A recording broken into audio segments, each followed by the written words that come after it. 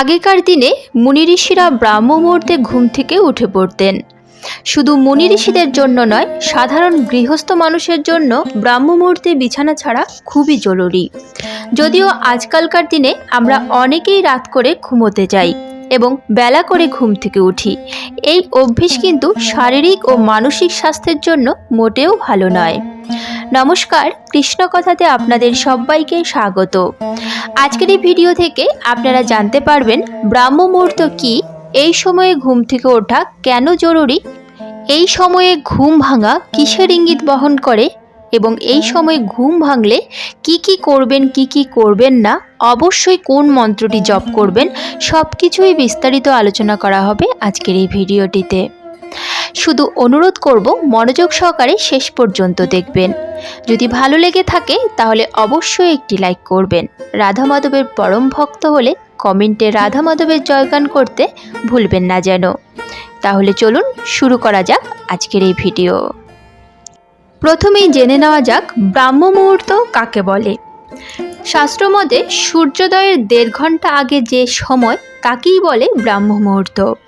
সূর্যোদয়ের সময়ের সঙ্গে এটি স্থান ও সময় বিশেষে বদলে যায়। আমাদের দেশের পূর্ব প্রান্তে ও পশ্চিম প্রান্তে সূর্যোদয়ের সময়ের মধ্যে অনেকটা পার্থক্য থাকে। সেই হিসেবে এই দুই এলাকায় ব্রাহ্ম মুহূর্ত আলাদা। যখন সূর্যোদয় ভোর 5টায় হবে তখন ব্রাহ্ম মুহূর্ত হবে 3:30 মিনিটে। আবার কোনো স্থানে সূর্যোদয়ের সময় যদি হয় সকাল 7টা, সেখানে ব্রাহ্ম মুহূর্ত শুরু হবে ভোর 5:30 মিনিটে। ভারতীয় সংস্কৃতি অনুসারে ব্রহ্মা হলেন সৃষ্টির দেবতা, তাই ব্রাহ্ম মুহূর্ত হলো স্বয়ং ব্রহ্মার সময়। আধুনিক চিকিৎসাশাস্ত্র অনুসারে ব্রাহ্ম মুহূর্তে ঘুম থেকে উঠলে আমাদের শরীরে মেলাটোনিন হরমোন ক্ষরিত হয়, যা আমাদের শারীরিক ও মানসিক স্বাস্থ্য ভালো থাকে। জেনে নিন ব্রাহ্ম মুহূর্তে ঘুম থেকে ওঠার উপকারিতা। 1 নম্বর হলো মস্তিষ্কের ক্ষমতা বাড়ে। এই বিশেষ সময়ে ঘুম থেকে উঠে হাত মুখ ধুয়ে আধ ঘন্টা প্রাণায়াম করলে মস্তিষ্কের ক্ষমতা বৃদ্ধি পায়। সেই সঙ্গে গৃহস্থের অন্দরে ইতিবাচক শক্তি এতটাই বেড়ে যায় যে জীবনের পথে নানা বাধা সরিয়ে তিনি অগ্রসর হতে পারেন। 2 নম্বর হলো জ্ঞানের বিকাশ ঘটে। ভোর হওয়ার 1.5 ঘন্টা আগে ঘুম থেকে উঠে প্রকৃতির মাঝে কিছুটা সময় কাটান। দেখবেন দিনের পর দিন এমনটা করলে আপনার ভাবনা চিন্তায় পার্থক্য আসতে শুরু করবে। সেই সঙ্গে মন এতটাই শান্ত হয়ে যাবে যে রোগ দূরে পালাবে। 3 নম্বর ইতিবাচক শক্তি বৃদ্ধি। শাস্ত্রমতে ব্রাহ্ম মুহূর্তে উঠে লক্ষ্মী সরস্বতী মন্ত্র পাঠ করা শুরু করলে পরিবেশে উপস্থিত প্রাণ শক্তি, যাকে ইতিবাচক এনার্জি বা শক্তি বলা হয়, তা এত মাত্রায় অ্যাক্টিভ হয়ে যায় যে কোনো ধরনের দুর্ঘটনা বা খারাপ ঘটনা ঘটার আশঙ্কা হ্রাস পেয়ে যায়। 4 নম্বর হলো ফুসফুসের ক্ষমতা বৃদ্ধি। একাধিক গবেষণা দেখা গেছে ব্রাহ্ম মুহূর্তে পরিবেশে টাটকা অক্সিজেনের পরিমাণ প্রায় 41% এসে পৌঁছয়। তাই এই সময় ঘুম থেকে উঠে কিছু সময় গাছগাছালির মধ্যে কাটালে শরীরে অক্সিজেনের মাত্রা বাড়তে শুরু করে। ফলে একদিকে যেমন ফুসফুসের ক্ষমতা বৃদ্ধি পায়, তেমনি শরীরের গুরুত্বপূর্ণ অঙ্গগুলির ক্ষমতাও বাড়তে থাকে। ওজন কমে। সম্প্রতি প্রায় 90,000 মানুষের উপর করা এক গবেষণায় দেখা গেছে সকাল সকাল ঘুম থেকে উঠলে শরীরের ভেতরে এমন কিছু পরিবর্তন হতে শুরু করে যে তার প্রভাবে মেদ ঝরার প্রক্রিয়া ত্বরান্বিত হয়, ফলে ওজন নিয়ন্ত্রণে আসে, রক্তে শর্করার মাত্রাও ঠিক থাকে। এবার চলুন জেনে নেওয়া যাক ব্রহ্ম মুহূর্তে ঘুম ভাঙা কিসের ইঙ্গিত বহন করে।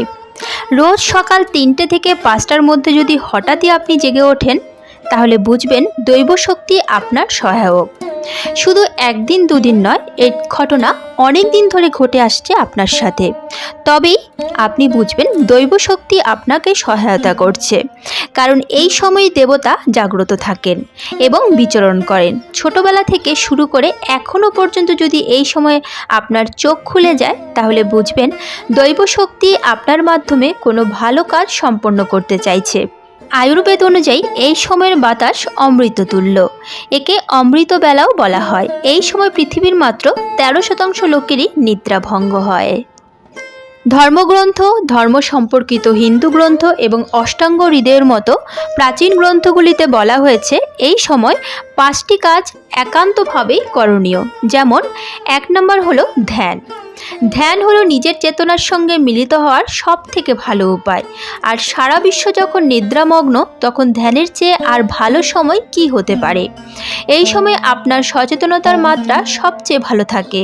সহজ সমাধি ধ্যান হলো অন্যতম সেরা ব্রহ্ম মুহূর্ত ধ্যান। 2 নম্বর যেটি করবেন তা হলো জ্ঞান সম্পর্কযুক্ত পড়া অথবা শোনা। অষ্টাঙ্গ হৃদয় অনুসারে আধ্যাত্মিক জ্ঞান ও প্রজ্ঞা উপলব্ধি করার জন্য ব্রহ্ম মুহূর্তই সবচেয়ে উপযুক্ত সময়। প্রাচীন ধর্মগ্রন্থগুলি অনুসন্ধান করুন বা জ্ঞানের সহজ মতবাদগুলি পুনরায় উদ্ঘাটিত করুন। ধর্মশাস্ত্র অনুসারে ব্রহ্ম মুহূর্তের সময় শাস্ত্র অধ্যয়ন মানসিক সমস্যাগুলিকে সহজ করতে সহায়তা করে। 3 নম্বর হলো পরিকল্পনা। ব্রহ্ম মুহূর্ত আপনাকে যে সচেতনতার মাত্রা এবং সজীবতা প্রদান করে তা আপনার জীবনের গুরুত্বপূর্ণ বিষয়ে পরিকল্পনা করার জন্য উপযুক্ত সময়। এটি হতে পারে কাজ, অর্থ বা আগামী দিন সম্পর্কিত। 4 নম্বর যেটি করবেন তা হলো অন্তর্দর্শন।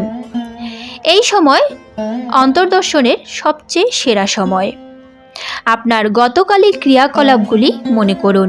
ঈর্ষা, ক্রোধ এবং লোভের মতো নেতিবাচক আবেগগুলির কাছে কতবার পরাজয় স্বীকার করেছেন তা স্মরণ করুন।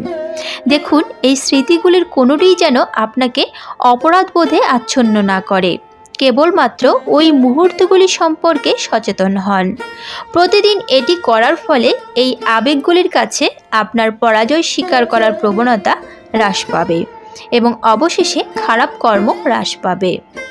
5 নম্বর যেটি করবেন সেটি হলো আপনার বাবা মা, গুরু এবং ঈশ্বরকে স্মরণ করুন। আমরা প্রায় সময় পাই না আমাদের জীবনের সবচেয়ে গুরুত্বপূর্ণ মানুষটিকে মনে করার।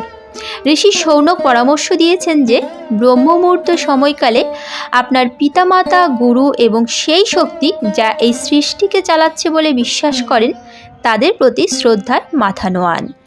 এই শক্তিকে ঈশ্বর বা জাগতিক শক্তিও বলতে পারেন। এই সময়ে 4টি জিনিস একেবারেই নিষিদ্ধ করা হয়েছে।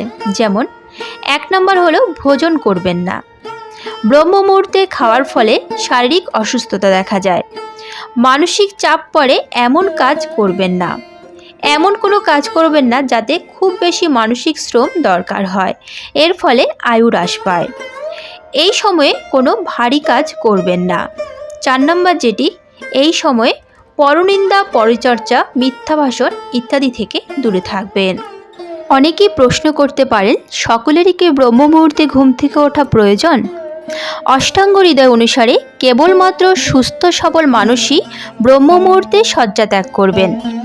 গর্ভবতী মহিলা, শিশু, প্রবীণ ব্যক্তি যার আগে থেকে এই সময়কালে ঘুম থেকে ওঠার অভ্যেস নেই, অসুস্থ ব্যক্তি, শারীরিক ও মানসিক যে কোনোভাবেই হোক, অষ্টাঙ্গ হৃদয় গ্রন্থে এই ধরনের ব্যক্তিদের ব্রহ্ম মুহূর্তে ঘুম থেকে ওঠা নিষিদ্ধ করা হয়েছে।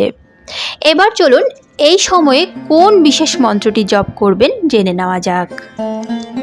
ওম করাগ্রে বসতে লক্ষ্মী, করমধ্যে সরস্বতী, করমূলে তো গোবিন্দ, প্রভাতে কর দর্শনম। বিশ্বাস করা হয় উভয় হাতের তালুতে দেবতা ও গ্রহের বাস। ব্রহ্ম মুহূর্তে দেবতা ও গ্রহ একসঙ্গে দেখা অত্যন্ত শুভ ও কল্যাণকর বলে মনে করা হয়। এই কারণেই শাস্ত্র অনুযায়ী দীর্ঘক্ষণ ঘুমানো নিষিদ্ধ বলে বিবেচিত হয়েছে।